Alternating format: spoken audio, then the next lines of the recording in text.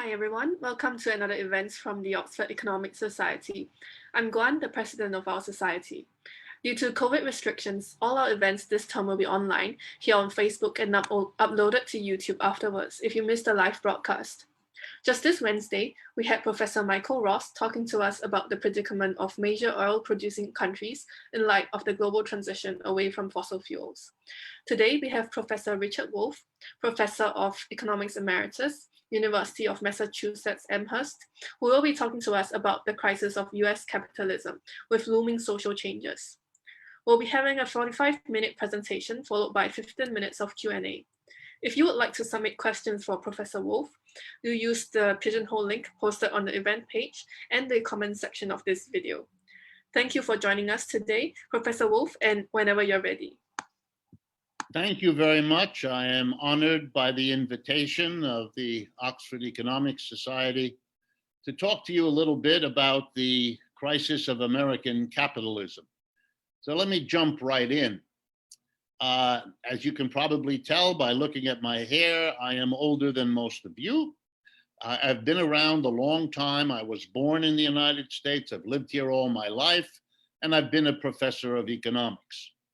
I disagree with many of my colleagues in the sense that I'm a critic of capitalism, and I meet with them a great deal because we share many interests, those to my left, those to my right, and those in the middle. And while we do not agree on how we got into the current situation, and we do not agree on how to get out of it, here is something we agree to that surprises us and I think may interest you. This is the worst condition of American capitalism in our lifetimes. So let that sink in to you all. What makes this bad economic situation even worse is the fact that the major response so far here in the United States and in many parts of the world is a denial of what I've just said. An unwillingness to ask the questions, to confront the reality I'm about to analyze with you. So let's jump right in.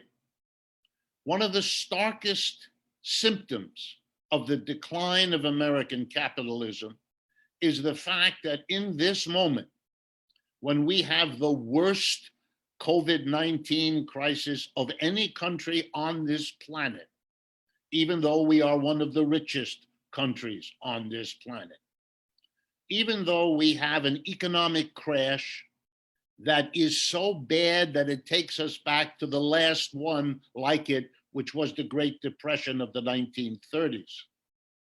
Despite that, and despite the fact that we have internal problems of the most enormous size, climate change, racial antagonisms that are fundamental, levels of inequality that are unsustainable socially. Despite all of that, we were asked to choose between a Donald Trump and a Joseph Biden. That choice under these circumstances is a symptom of decline, and no amount of ideological dancing can get you around that fundamental reality. But I'm going to be concrete here and talk in some detail with you about how and why the current crisis in this country, whose details I assume many of you know from radio and television and newspapers and so on, why it is a crisis of capitalism. So let me begin with COVID-19. Here is the reality. The United States is an economy that has all the necessities to produce more than enough masks, ventilators, gloves, hospital beds, all of the things necessary to be prepared for a pandemic. But the reality is we weren't. We didn't produce, even though we could have. We didn't stockpile around the country although we could have, the supplies of all of those necessities that would have enabled us to be prepared for this virus. Why did we not have the masks, the gloves, the ventilators? What's the problem? The answer, the short answer, but also the correct answer, is capitalism. Let me explain. It is not profitable for a company that makes gloves or masks or ventilators. It is not profitable to produce them, to put them then in warehouses around the country, located carefully where population exists, to make sure that they are properly maintained, secure, kept clean, replaced when they are damaged.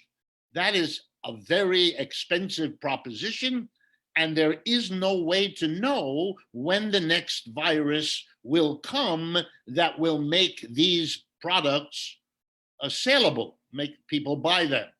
So private capitalists don't produce them. In other words, it's the logic of profit-driven capitalism not to produce and to store and to maintain adequate supplies of gloves and masks and everything else. So that's a real problem. Capitalism doesn't work in such a way as to prepare societies to protect public health, which any adequate economic system should do as one of its top priorities for what I assume you understand as obvious reasons. But we know what a solution would have been. The government could have stepped in, and the government, for example, our President Trump, could have made a declaration of the sort I just did. Private capitalism is not an adequate way to protect public health. And then the government would have done the following. It would go to the mask producers and say, we will buy the masks from you as fast as you produce them, pay you a price that brings you a reasonable profit, do the same for hospital beds and ventilators and gloves and all the other paraphernalia.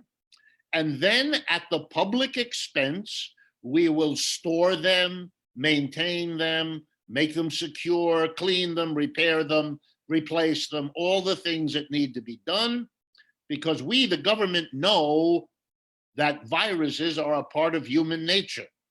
If you're not familiar, let me tell you all, back in 1918, 1919, and 1920, we had a viral pandemic, quite like this one, that killed almost 700,000 people. So the United States is well aware of what viral pandemics can do. More recently, as I think you know, we have had SARS, we have had MERS, we have had Ebola. The notion that we need to be prepared for dangerous viruses is well known. And the failure of private capitalism to protect us is unfortunately less well known. But how do I know that the government could have done this? Well, let me explain to you. The government here in the United States and elsewhere already does this, but not in the area of public health. Here's where the government does it, in the area of military production. You see, the same profit problem afflicts the producer of a missile or a machine gun or a fighter aircraft or a battle tank. The problem is for the company, how long do you have to store this thing before a war comes where somebody will buy it from you? You have to maintain it in a warehouse, you have to guard it and clean it and repair it and upkeep it, etc. And so it's not profitable. You don't know how many years you'll have to wait for the war that will make it a saleable item. So here's what the government does. It comes in and buys the tank or the missile as fast as you produce it, pays you for it, gives you the profit, and then the government, at its expense, maintains that military equipment so that the private capitalist doesn't have to. Private capitalism is no good at military defense and no good at public health. I put aside for the moment why we have an economic system that fails in these two rather important areas of public life. But they failed in this country, and they failed badly. And perhaps in your questions, I can explain why the government did not do in the health field what it regularly does in the defense field. Let me turn now to why the government and the private sector have also failed to contain the virus. Here in this country, a struggle developed between the scientific community, the health community, that wanted to take the usual steps, the masking, the social distancing, all the other requirements of combating a viral pandemic, versus the capitalist business community. The capitalist business community discovered early on an old lesson of economics. You can have a wonderful factory or office or store equipped with all the latest computers and full of all the raw materials you need. But nothing will happen and you will earn zero profit. You have to have the one absolutely essential, crucial ingredient, and that is labor, human beings using their brains and muscles. And the COVID pandemic deprived businesses of human beings because the shoppers and buyers were afraid to go in to the crowded stores and restaurants, and the laborers were afraid to go in to the crowded workspaces. And so the labor wasn't forthcoming, and the business community suffered loss of profits. So they put enormous pressure on our political leaders to open the country up, to minimize or avoid lockdowns, to minimize or avoid masks because they interfered. And most of all, the mask was a kind of constant reminder to everybody that we were in a dangerous place in relationship to this illness. So the business community wanted not to respond in the ways that other countries did. And the business community made use of the demonization of the government, which is a way that capitalism survives in the United States. It is always the fault of the government, whatever goes wrong. You may be fired by a capitalist, but you're angry at the politician. You may be pushed out of your home by the bank that lent you the money to buy your home, but you're angry at the politician. This is, of course, a wonderful arrangement for capitalists because it deflects the anger resulting from capitalist decisions onto the politicians who have at best a tangential relationship to those decisions. And so we had over and over again, starting with Mr. Trump, and particularly from the right wing in America, the Republican Party, opposition to masks, opposition to social distancing, opposition to lockdowns. And so we did not take the steps that were taken in many other countries, like the People's Republic of China, like New Zealand, like South Korea, like Cuba, countries with very different economic and political systems, but who were able to support a government that mobilized resources, public and private, to deal with this problem. Having the government mobilize resources is not what American capitalism permits, and it is now paying the price. The COVID disaster is worse in the United States than in any other country on this planet. Even though we are one of the richest countries, we have one of the most developed medical care systems, but we weren't prepared, and our internal contradictions, which is what they are, prevented this disaster from playing itself out as it is doing literally as I speak with you, when we are breaking new records every day in the number of people getting sick with COVID-19 and the number of people dying from COVID-19. As if all that weren't enough, we are at the same time going through a crash of the capitalist economic system. Now, it is very popular to blame the crash on the virus, but this is not correct, it is not accurate, and it is an important point to understand. Capitalism as a system began in England roughly in the 17th century and spread from there to become the global system. You all know that.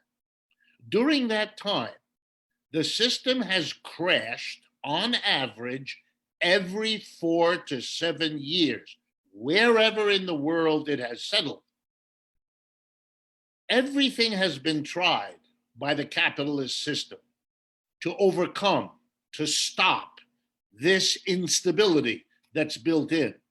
And it was done because capitalists understood correctly that every time, every 4 to 7 years on average, when you throw millions of people out of work and thousands of businesses collapse, you are going to turn people against a system that works that way, which is why they tried to overcome it. You in England, in Britain, excuse me, you are credited with even developing a new economics, John Maynard Keynes, a whole new approach designed to deal with the great collapse of capitalism when he wrote his book, The General Theory, in the depths of the 1930s. However, none of the efforts to this day, none, let me underscore it, have been able to stop the instability of capitalism. I'll give you a quick example from the United States. We are 20 years into a new century. In the spring of the year 2000, we had a crash of capitalism, which we called after the trigger. And in that case, it was the high prices of .com corporations in the United States stock markets. In 2008, we had the next crash. Also, the trigger then were subprime mortgages. So we call that the subprime mortgage crash of 2008. And here we are in the year 2020, and we have another crash, which again, we are calling after what triggered it, the COVID-19 crash. Okay, 20 years, 3 crashes, right on time, every 4 to 7 years. Calling it after the trigger is a desperate attempt of a capitalism that has failed to overcome its instability to try to blame its instability not on its own mechanisms, but on some external fact like high prices for .com companies, or failing mortgages, or a viral pandemic. We have had viral pandemics without crashes. We have had high prices for stocks without crashes. And we have had large defaults on mortgages without crashes. What we in fact are going through in this country is the coincidence in time and place of a major capitalist crash and a major viral pandemic. Either of those problems would have been basic and threatening to the United States. Having them both at the same time is cataclysmic in terms of what it is doing. And now let me develop the argument by giving you some idea of what it is doing. In response to the COVID situation, we have seen a political division in the United States, more sharply drawn, more profound than most of us who watch these things had foreseen. The desperation of the millions of Americans threatened by this disease and threatened by the economic downturn has led a huge portion of them to move sharply and politically to the right, to embrace right-wing thinking in a way they had not before, to embrace right-wing solutions to social problems in a way they had not before.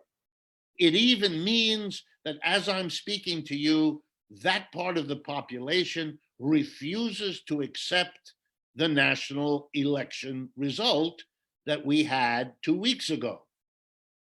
And there is no end in sight of that kind of thing. And we will be paying the price of that disaster for years to come.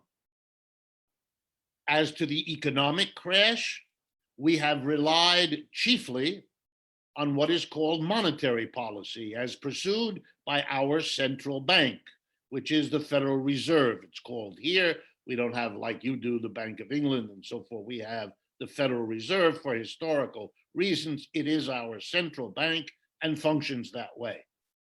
It has decided that the capitalist system of the United States is in such disarray, in such awful conditions, that it has to do extraordinary things. Let me drive this home. We currently have roughly 22 million people unemployed. Okay, that works out to 13–14% of our labor force. If you add to that people who have stopped looking for work, who are not normally counted in our unemployment numbers, and you look for people who have part-time work but would rather have full-time work, and you make the other usual adjustments, our unemployment rate now is easily 20% or higher. In other words, we have worse unemployment than we had for virtually any year since the Great Depression of the 1930s. Huge portions of our business communities are closed and have been closed now for 8 or 9 months. Thriving cities like New York and San Francisco are unrecognizable. I live in New York City, are unrecognizable compared to where they were a year ago, and 10 years ago, and 20 years ago. So yes, we are in dire circumstances. The Federal Reserve has been carrying the task of keeping this economy from literally falling apart. We are that close. As a result, here's what the Federal Reserve has done. And it is not so different from what central banks in a number of countries, like Europe, like Japan, and so on, have done. The central bank has created somewhere between, it's hard to know exactly, somewhere between $4 and $7 trillion of new money pouring into the system by loans made by the bank to private banks, by purchasing government securities, of which there are many more because the Treasury, our government, is borrowing record amounts of money. The national debt of the United States is now larger than our annual output of goods and services, or GDP, which had not been the case before. And finally, the Federal Reserve has dropped interest rates to virtually zero, just above zero, which means every corporation in America, every business, large, small, medium, understands, and it has now for most of this year, that any problem it has, any economic difficulty, people who don't like the product, bad choice of technology, conflict with your workers, whatever the problem, The easiest, quickest, and cheapest way to solve the problem is to go to the Federal Reserve and get your hands on some of that brand new money for which you will pay zero interest, a free money solution. That is why the American consumer, but especially the American business community, is now carrying more debt than at any time in the history of the United States. Much of that debt is companies issuing bonds that are then purchased by the Federal Reserve with the new money that they have created.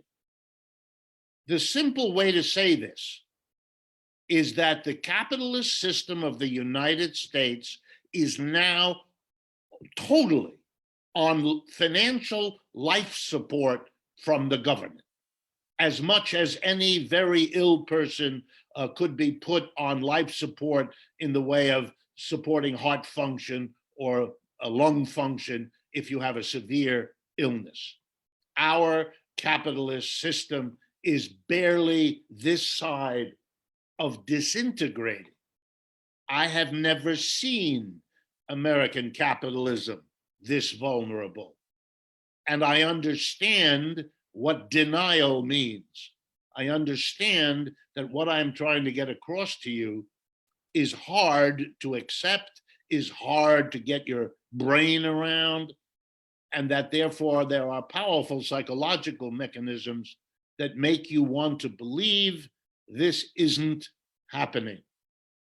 And certainly if you pay attention to Mr. Trump and Mr. Biden, they will be important in helping you join them in pretending that this isn't happening. But let me tell you where it's taking this society. Because we have 20 odd million people unemployed and so many of our businesses closed, the money being poured into the economy by our central bank, by the Federal Reserve, does not flow into hiring workers and producing goods and services because the demand for them isn't there. The millions of unemployed can't buy the way they used to.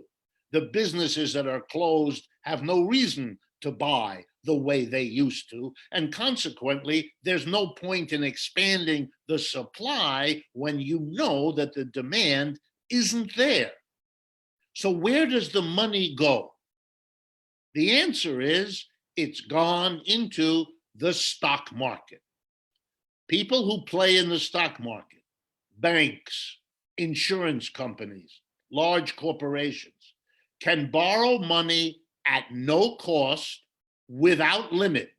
So what they have done is gone into the stock market, buy shares in the hopes that somebody else 2 weeks or 2 months from now will do the same thing, go borrow all that money at virtually no interest and buy those shares from them, driving the price of shares up. All that extra money has produced the inflation that people worry about when governments pump money in. But it hasn't produced the inflation in the world of goods and services because that's not where the money went. It has produced an inflation in the stock market because that is where the money went. But this has enormous social consequences. I'm going to mention two of them to you. Number one, the 10% of Americans who own 80% of the securities in the stock market have done very, very well. Their portfolios, their holdings of stock have been driven up by the Federal Reserve's monetary policy. So at the same time that tens of millions of Americans have no job, reduced income, all kinds of burdens, these people are watching the top 5 to 10% making out like the bandits they are in a system whose unfairness at this moment becomes overwhelming, and hence the denial and the peculiar politics as this situation percolates just below the surface. We are now a society with levels of inequality we have not seen for a century. And this is in an economy, the US capitalism, that prided itself for most of the 20th century for being a capitalism that avoided extreme inequality, that was the capitalism that the people could enjoy, that created a mass middle class. All of that ideological overlay is being ripped apart by the reality that makes it so different. Let me begin to draw this to a close by bringing in some of the other crises being made even worse by all that I have told you. The footprint of the United States in the global economy is shrinking. That's not new. That's been going on for quite some time. But it is beginning to have that famous transformation of a quantitative change into a qualitative change. You know, it's like when water gets colder and colder, it's just cold water until it reaches 32 degrees Fahrenheit, when suddenly a qualitative change happens. It's no longer a liquid, it's now a solid, it's ice. Well, something comparable is happening as I speak with you. The share of the United States in global GDP has been shrinking. The share of the United States in global trade has been shrinking. But it has now become a qualitative difference. The prospect of other currencies replacing, not entirely, but partly, the role of the dollar as the international currency, that is now well underway. Russia and China, for obvious reasons, are pushing it. But so are oil producers in the Middle East, so are all kinds of other social forces. Last week, a free trade zone was announced in Asia. It includes 15 nations in Asia, including China, Japan, South Korea, Vietnam, Australia, New Zealand. This is not the United States, not India. This is an agreement to cut tariffs by a group of nations who together account for 30% of world output and trade, nearly a third. The United States is not the shaper. The United States is not even a participant. It's left out. And in the immediate response of the center, the political center in Europe, is deep alarm that what is likely going to happen, they fear, is that Asia and the United States will work out an agreement at the expense of Europe. And they're asking whether the United States is going to go in a different direction. And while they ask, they are going to be making their own decisions. And that includes Great Britain, about what their future is, because they cannot afford to be left out. Neither can the United States. This sort of an agreement, absent the United States, would have been unthinkable as little as 5 years ago. The footprint of the United States is shrinking. The inability to bring to a successful conclusion the wars in Afghanistan, Iraq, Libya, Syria, Yemen, and I mean successful only from the standpoint of US foreign policy, that's another sign the system is in very deep trouble. Then there are the problems that the American economy has created for itself by not solving certain basic economic requirements in a modern society. Let me give you just 2 or 3 examples. We have an oppressed minority, actually 2, that are now referred to as Black and brown people, African Americans, Latino Americans by and large. Together, they are a quarter or more of the population. We're not talking small minorities. We're talking huge minorities. They have been given the short end of the stick economically. They were badly hurt by the 2008 crash, and they have been even further hurt. If you're not familiar with it, I could, but I don't have the time, give you statistics to show you that Black and brown people are disproportionately getting the COVID-19 virus. They are disproportionate among the dead.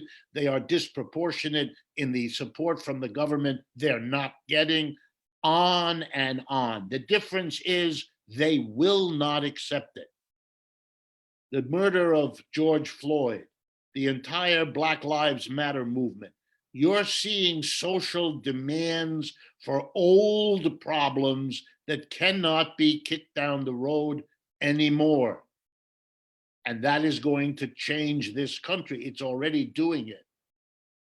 Black and brown people coming to the polls in much larger numbers in 2020 compared to 2016 is why Joseph Biden won. And that has to be dealt with, even though there's very little commentary so far, because denial reaches far. The economic crisis of the mass of people was alleviated over the last 6 or 7 months by a number of federal and state rulings that allowed people and businesses to postpone paying rents. For people, it was a rent for your apartment where you live. For commercial institutions, it's what we call commercial rent, what a store pays to the landlord of the shopping mall or the building where the store or the factory or the office is located.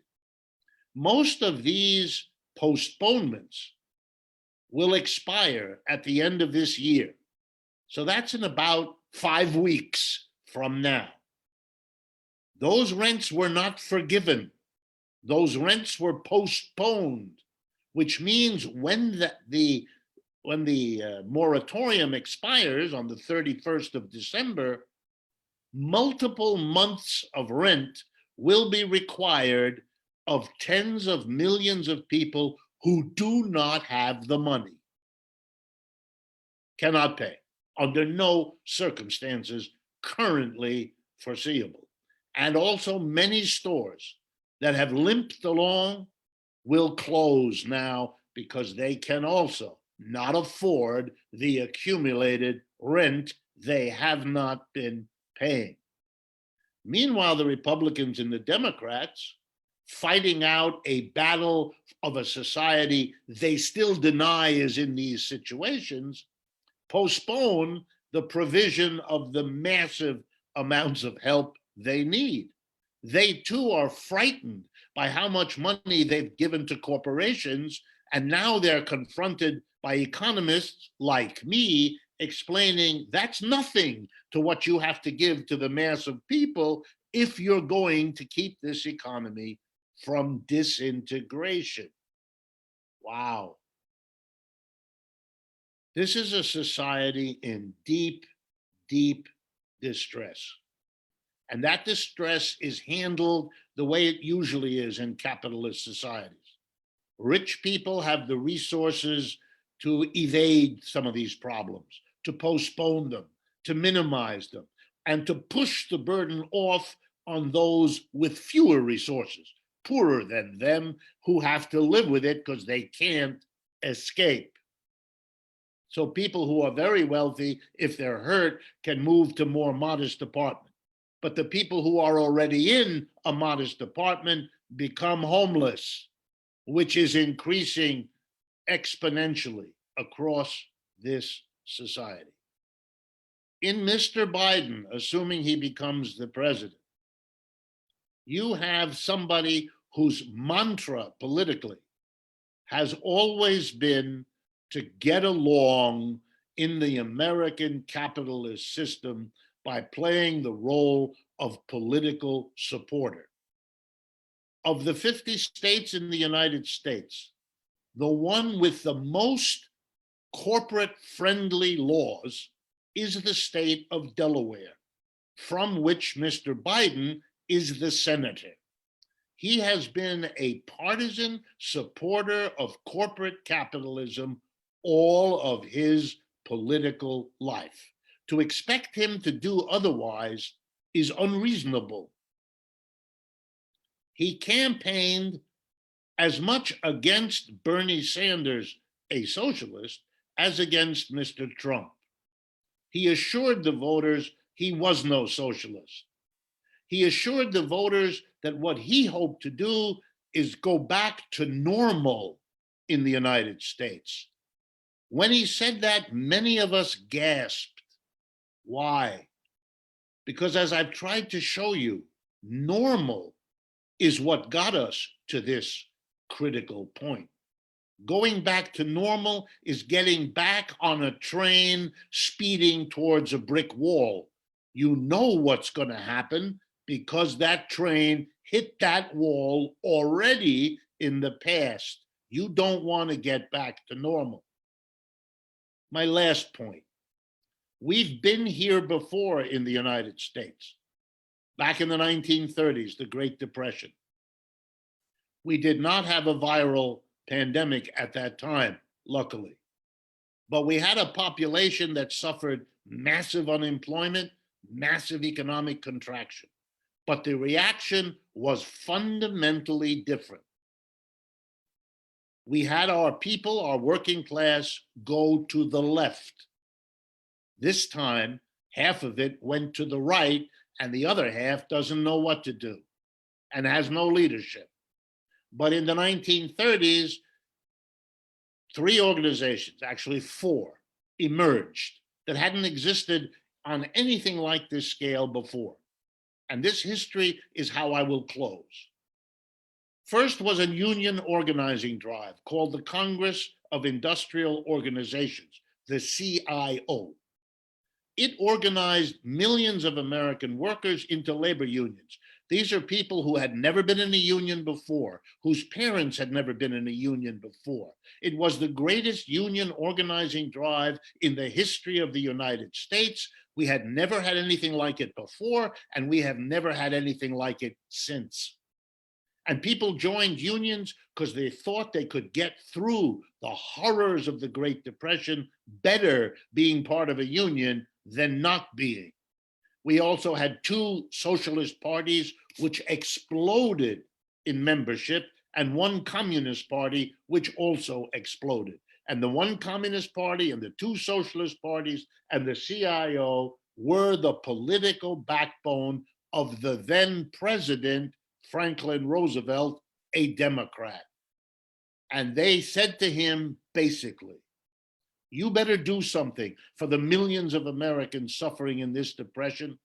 And if you don't, we're going to vote you out. You won't be president. All right, said this politician who saw the writing on the wall. And in short order, in the middle of the 1930s, when the government had no money because everybody was unemployed and couldn't pay taxes, you know, like today. In the middle of that was created the Social Security system, giving every American age 65 years of age or older a monthly check for the rest of their lives. Within a few weeks, unemployment compensation from the federal government, giving the tens of millions of unemployed a check, a big one, every week for an indefinite future. Number 3, the first minimum wage the country ever had. Number 4, a federal jobs program where the government came in and the president said, if the private capitalist sector either cannot or will not give you a job, I will. And they gave 15 million Americans jobs working for the federal government to give them a work, to give them an income, to make them able to keep their homes. Radical movement to the left with real concrete accomplishments. Roosevelt was reelected 3 times. He's the most popular president in the history of the United States. No one has ever come close. So the idea that a radical movement to the left is not politically possible is false. It's refuted by American history. Had Mr. Obama had the courage to do it, he might have reaped the political gain that will now be forever out of his reach. I urge you, as young people outside the United States, make no mistake. The world as you inherited it with the dominant position of the United States is over. It's not a question of whether, it's only a question of how the decline of American capitalism plays itself out. Or to be a little starker, the question is, who is that declining capitalism going to take down with it? Thank you for your attention. I'd be glad to respond to any questions or comments. Thank you so much, Professor Wolff. And we have about 15 minutes left. So anyone with any questions can submit those in the Pigeonhole link. But just to start off, I would ask, like, because you mentioned how capitalism hasn't been working. So what do you think will be the system that replaces capitalism? Well, in this country, the debate has been constricted between what I take to be two kinds of capitalism. A capitalism in which the majority of goods and services are produced in private enterprises that are allowed pretty much to function on their own, factories, offices, stores, according to the preferences and decisions of the owners, whether those be individuals or families or major shareholders. And that has been differentiated from an alternative in which the government either comes in and heavily controls and regulates those enterprises, or in some cases replaces private enterprises with state-owned and operated. And the name socialism has been given to the latter, and the name capitalism has been given to the former. Let me, before answering the question what the next system is, let me tell you why I think this is a mistake. If you go back in history, you look at slavery or you look at feudalism, the two major systems before capitalism in much of the world, you will see that both of those systems exhibited both private examples and state examples. That is, you had private masters with their slaves, and you had the government, which had its own slaves. Nobody has ever thought to question that it was slavery because there was more or less private versus state slavery. And the same with feudalism. You had private feudal lords and you had governments, both of whom had serfs. But nobody I've ever heard suggested it wasn't feudalism because you had the state as well as the private in whatever combination. I think the same applies to capitalism. I don't find it interesting that some of it is private and others of it is either government regulated or government owned. That makes a difference to how society works, but it has nothing to do for me with the question of a system. I think capitalism is now exhausted. I think it's exhausted private capitalism, and I think state capitalism is similarly exhausted, and for the same reasons, that they have organized the production of goods and services into a non-viable arrangement, namely a terribly small group of people at the top who make all the decisions, the owners, the boards of directors, all those people, they make the decisions at the top. It's a tiny minority in every enterprise. It's either a tiny minority of private individuals or it's a tiny minority of government officials.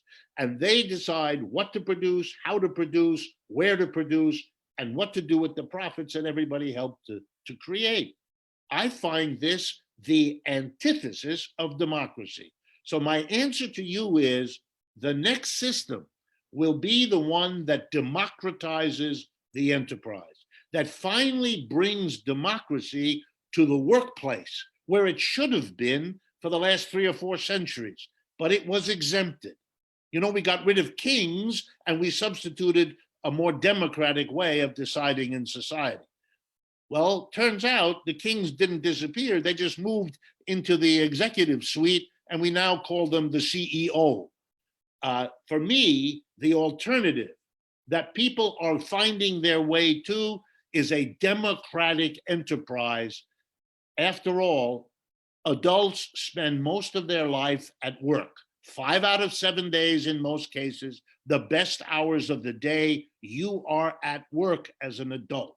If democracy is a genuine value, it ought to be in the workplace rather than exempting it from the workplace, which for me is a disaster because of the decisions that private capitalists has driven our society to now, which is what I tried to explain. Thank you. Another question from Fraser would be that what does union organization look like in a world of disaggregated labor and increasingly physically and ideological segregated work and workers? Well, you know, I would dispute the question only this way. I think workers were different all along and heterogeneous. I think the working class was always segmented. It was segmented by national origin, by education, by age, by gender, by ethnicity. I mean, I could go on, and you all know what I'm talking about. It was always necessary, if the working class was to get ahead, to overcome, not to deny, not to disregard the differences, but to overcome them and say, yes, we have differences of this kind. You know, you're Catholic, you're Muslim, you're whatever, but we also have something in common, which is our position in a capitalist system. The job of trade union organizing has always been to foreground for people the shared identity of being an employee, which we all share, rather than an employer, which is a tiny minority. If you're successful at that, without denying the relevance of gender or race or ethnicity or educational level, I think you have the basis for a powerful labor movement that can be transnational and that can confront corporations much more effectively than they are doing now. Another interesting question from Lewis is that are Marxists successfully replenishing their ranks in academia, given what has happened? The question, is that happening? Here in the United States, I think the answer is yes, but much, much more slowly than you might imagine. I'll give myself as an example. I'm a product of the elite education system of the United States. I went to Harvard, then I went to Stanford, and I finished my education with a PhD from Yale. That makes me something of a poster boy for elite education. 10 years of my life I spent from beginning to end in those 3 institutions. Only during one semester out of the 20 semesters of my education, during one semester over a 2 to 3 week period, one professor at Stanford assigned us the works of Karl Marx. Other than that, none of my professors dared, and that's all it was, fear, nothing else, dared to discuss these issues, give us the reading, allow us to explore. So I had 19 and a half semesters to learn micro and macro and econometrics and all the rest of it. And a half of one semester, I'll be generous, to hear something like systemic criticism. This is awful. There's no justification for this intellectually. There's none for it in terms of how the world is organized. There's none in terms of how the discipline ought to be taught. Pure fear of what it would do to the career of my teachers kept them from learning or teaching anything. We had to do it on our own. I wish I could tell you that the crises of the 21st century, the crash in 2000, the crash in 2008, or for that matter, this one, shook up or changed the mentality of the economics profession in the United States, and that's all I can speak to. But it hasn't. Are there a few individuals here and there who are opening up? Yeah, of course. I have much more faith in young people. The new students, they are asking the questions and they are learning that their teachers cannot answer them because you don't have the basis, you don't have the background, you haven't done the reading, you haven't done the research, you haven't gone to the meetings, you're not equipped. And the students aren't stupid, they can see it as we saw it. We then went and learned it on our own. My guess is that young people are doing that now, but there are more of them. And the glaring disconnect between the conventional micro and macro and the reality that students are living, that is the key changer for what curricula in economics are going to be looking like in the years ahead. I think we have time for one last question, which is an anonymous question. So it's international organizations backed by the US, like World Bank and the IMF, are not giving other countries around the world another choice except to sink deeper into the debt-led system. Are these the ones sinking? Yes, I think you're going to see tremendous pressure on the part of all debtors, whether they are countries or individuals or businesses. They cannot survive carrying the debts they have. They can't survive at a time when interest rates are lower than they have ever been. Can you imagine what will happen to those countries in debt, to those corporations in debt, to those individuals in debt, if and when interest rates are raised by central banks or by independent decisions in the financial world? Everybody here is wondering about that. The level of debt is unprecedented. As I said in my talk, corporate debt is beyond anything we've seen in the United States. Government debt is beyond anything we have seen. And private debt would have been, except it is blocked by the level of unemployment. You can't get a loan if you're unemployed, et cetera, and the level of burden, rents that you have to pay coming down the road.